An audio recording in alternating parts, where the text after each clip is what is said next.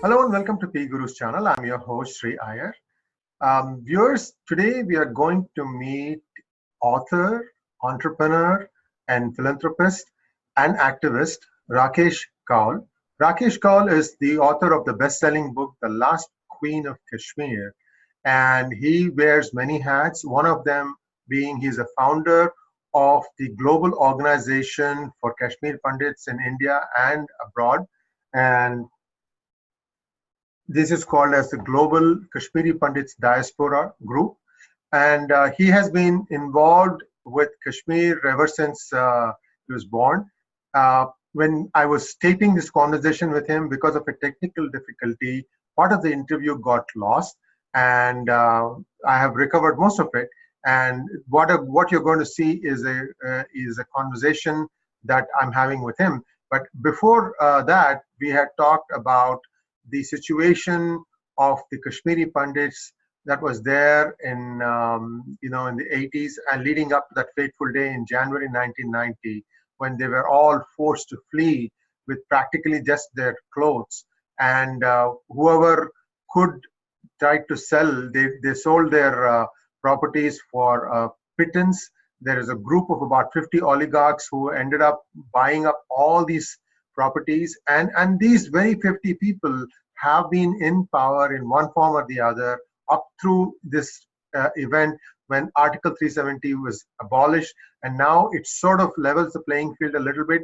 We have to wait and see what happens in terms of whether the ill-gotten gains of these 50 families, is the government going to claw it back and give it back to the rightful owners? Unfortunately, there is, it's now 30 years, close to 30 years, much water has flown under the bridge, so we don't know what is the government's action going to be on that.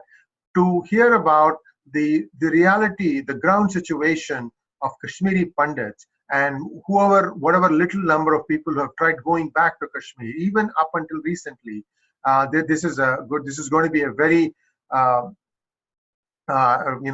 grounding story that you're going to hear from Rakesh ji. So let's join Rakesh ji now. Thank you very much. You said you met Jagmohan ji, so let's start from there, sir. Yeah. So please go ahead. So I had gone 2 days prior to this to meet ex-Governor Jagmohan to pay him my respects for all the good that he has done in the valley. I took that photograph that I had taken, sent it to Ghulam Nabi Azad with a very terse comment that Jagmohan would win. And those turned out to be prophetic words, because 2 days later, Ghulam Nabi Azad had to see in the Parliament House Amit Shah, the Home Minister, introduce the bill that basically was what Jagmohan had recommended. And he made history. It's a red letter day in the idea of India.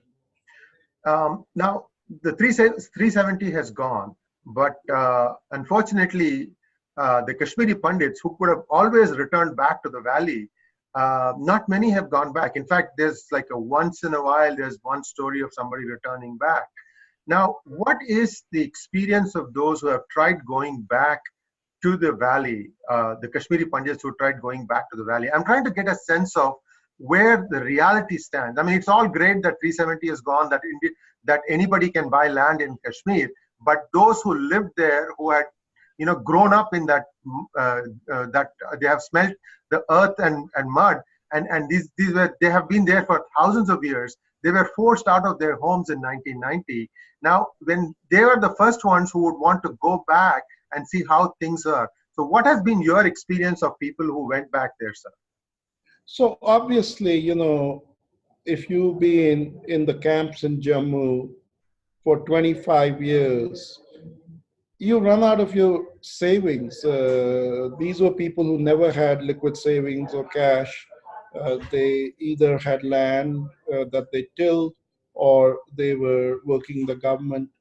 And so, the next generation is desperate. So when the PM's package was announced, A few thousand went back to the valley. I actually asked one of them how life was like, and he said a very interesting phrase in Hindi. He said, "जी नहीं रहे हैं, सह रहे हैं," meaning we are not living, we are tolerating. Their suffering is unbound. Forget their living quarters, which are abysmal. Uh, the women have to go several hours a day in each direction to teach in far-flung schools. And when they come to Jammu, many of them come for psychological counseling. And those doctors talk to me and they tell me the unbearable pressure these young women face day in, day out from their colleagues, suggesting that they convert, suggesting that they make life choices that are not consistent with their way of life. They live in fear because periodically there are episodes where people, strangers, show up in their living quarters and there is very little security.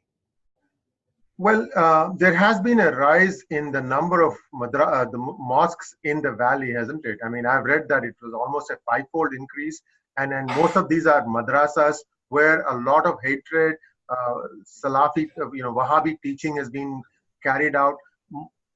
That kind of poisons the young minds, don't you think?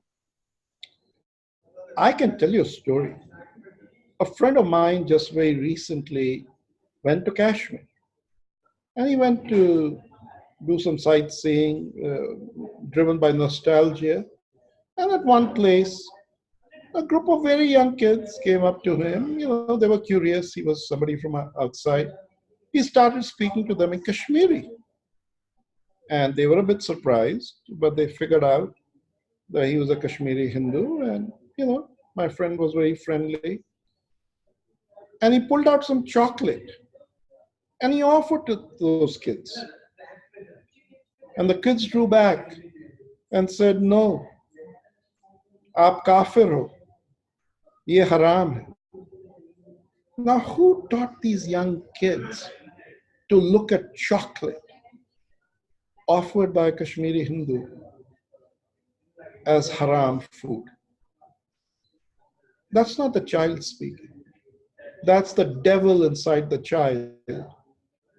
And who inserted that devil inside that child's mind?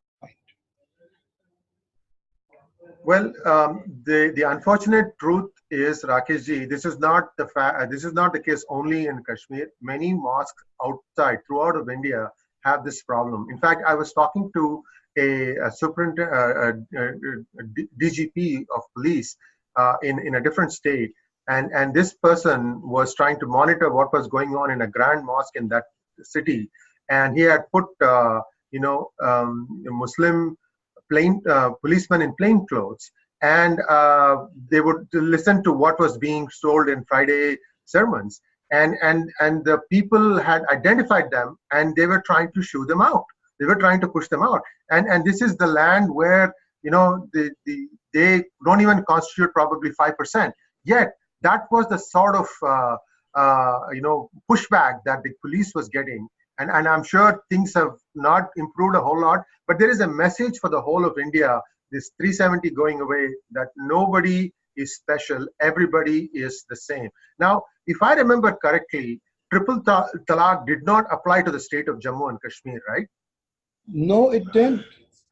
And Jammu and Kashmir, because of Article 35A, had another very discriminatory provision that if a Kashmiri woman marries a non-Kashmiri male, their children lose all rights to their family assets in Kashmir. So this was the whole rotten system was designed to imprison the minds, the bodies of the people. They wanted to create a sheikhdom. They wanted to create Shariat law, and they were inexorably driving towards it. one has to really commend the present government. I'm sure they explored all alternatives, and then they must have concluded that they had to completely re engineer Kashmir. I commend them for taking Ladakh out. Ladakh is a very sensitive area.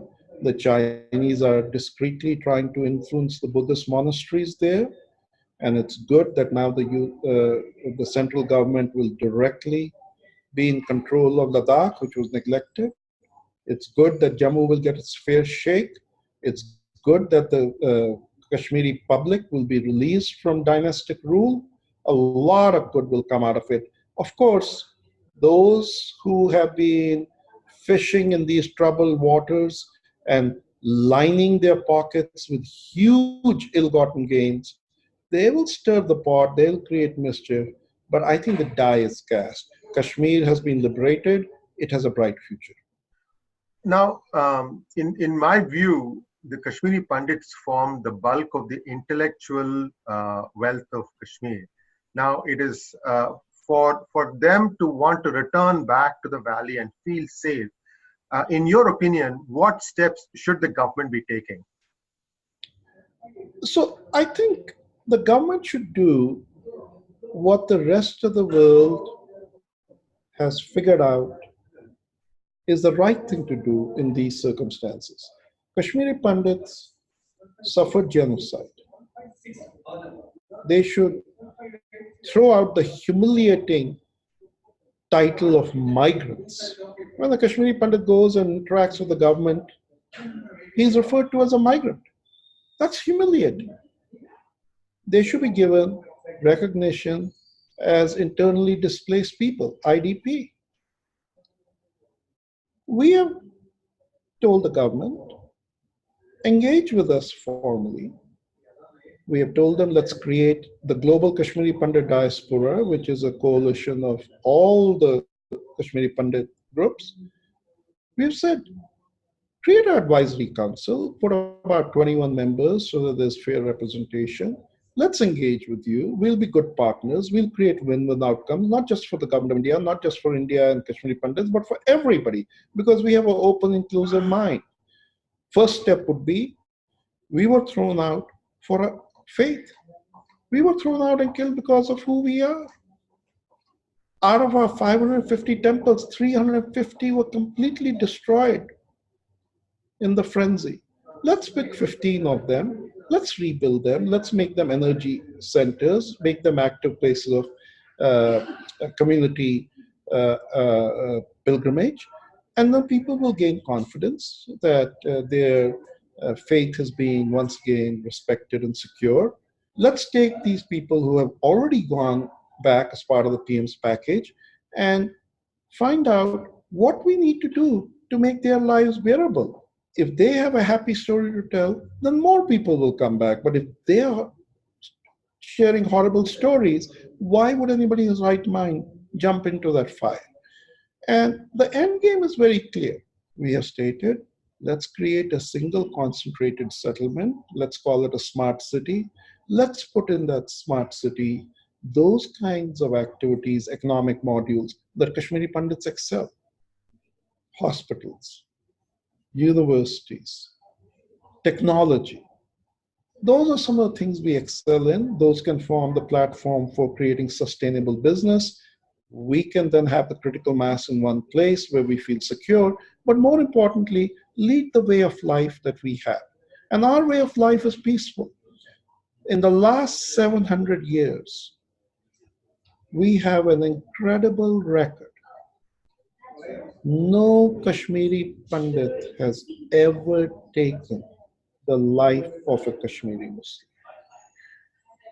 I leave it to you as to what the reverse has all been about. This is so heartrending, especially when I see that Western media is trying to portray this act of government as if it is snatching away the rights of people, when in effect, it is restoring what is rightfully the rights of everybody to be feeling the same in the country. Now, Rakeshji,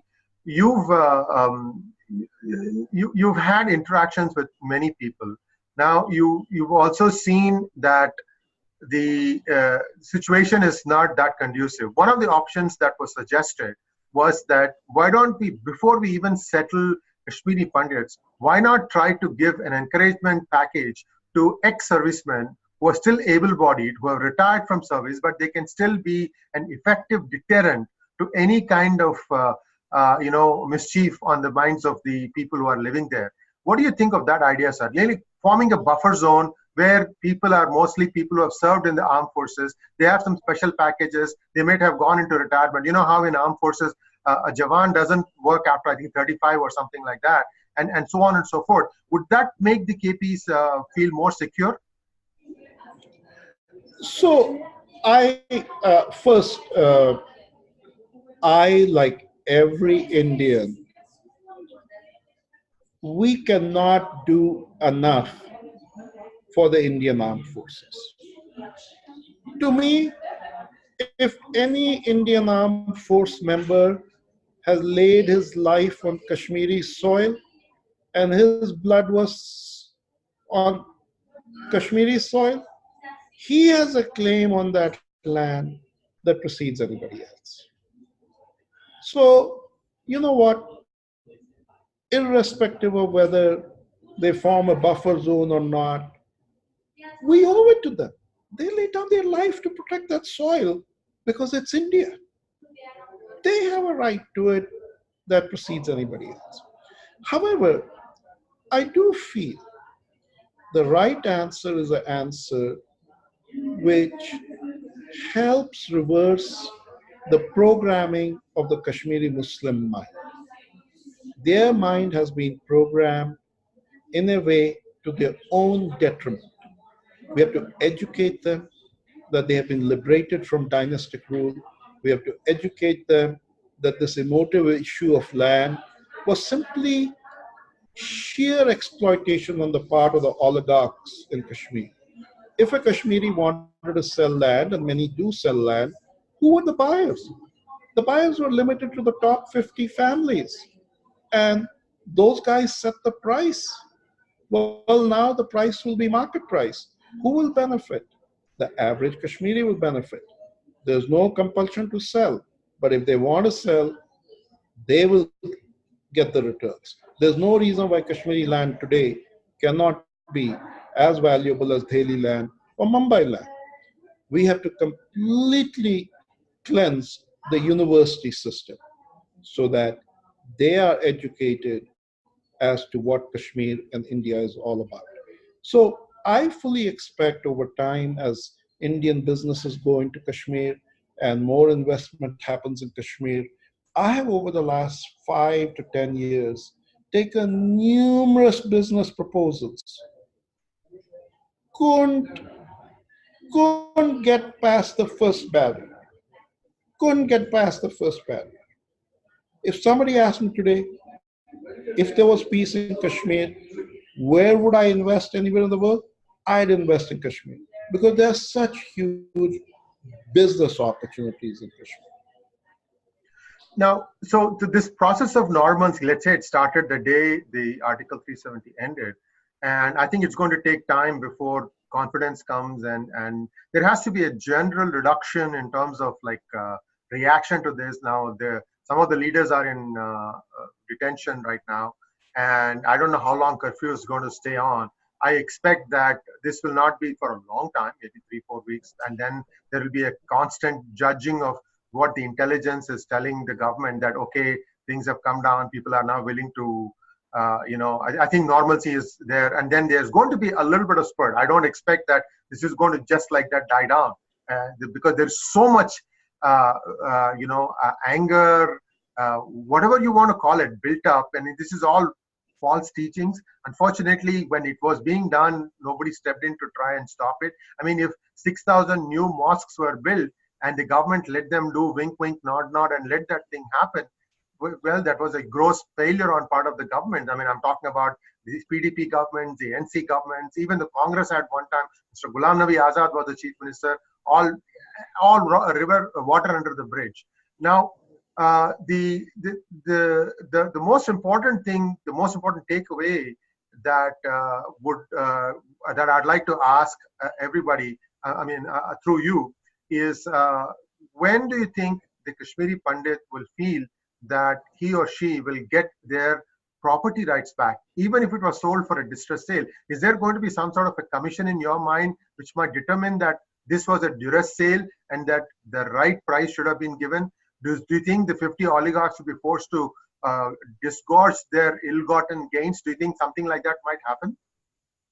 So those are two separate issues. My own estimates are that the genocide of Kashmiri Pandits and the windfall gain of assets that occurred to those who took advantage of it is around between $3 billion to $5 billion. Uh, it'll be very difficult to rewind the clock there. Very, very, very difficult. I think we'll have to, as far as the Kashmiri Pandits are concerned, uh, the government of India working with the Kashmiri Pandit Advisory Council, as recommended by us, creating a complete analysis of what really happened, and then the way forward for a single concentrated settlement area. All those things, I think, are the easy part. The part that I think absolutely the government of India should be ruthless about is Kashmir. The level of corruption at the top will boggle anybody's mind. And you, I think, may know Governor Malik, Satyapal Malik, was so overwrought that he actually made a statement that was a bit beyond the edge. But that's the governor saying what his assessment is about the degree of corruption. And I think that to the degree the present government has a zero tolerance policy of corruption, at least there should be a few cases of leaders of Kashmir who have promoted separatism, promoted Islamism, promoted opposition to India because they felt a weak India would pay them for it.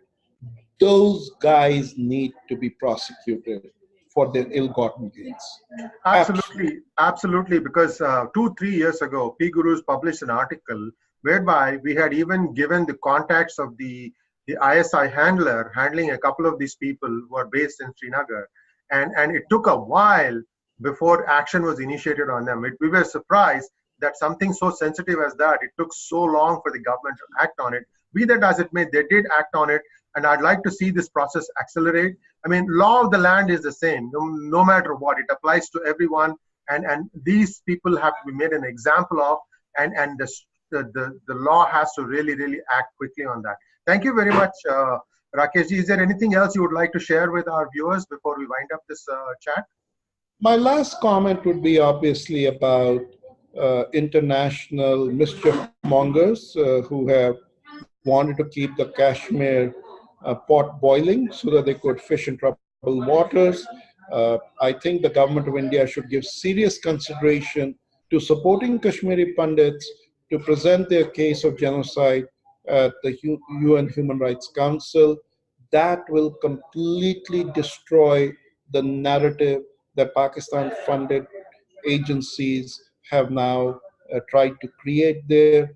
And look, let's not forget, it was America, Europe, allies, when they were faced with the horror of the Jewish genocide, they all joined hands and they said, we got to wipe out Hitler and the fascists in Germany. And once they fully understand what happened in Kashmir, then truth will come out. And the Kashmiri Pandits are the truth keepers. We have never compromised with our truth, even under the greatest difficulty.